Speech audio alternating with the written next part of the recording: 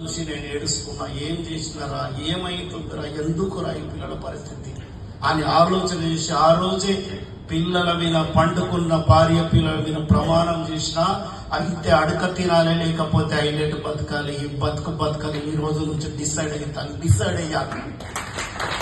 నేను చేసిన పనిలో నేను గెలిస్తే నా ఫ్యామిలీకి నేను హీరో అయితే, ఓడిపోతే నా పాత లైఫ్ నాకే ఉంటది, ఇంతకంటే దరిద్రంగా ఏం బతకాలని డిసైడ్ అయ్యాను.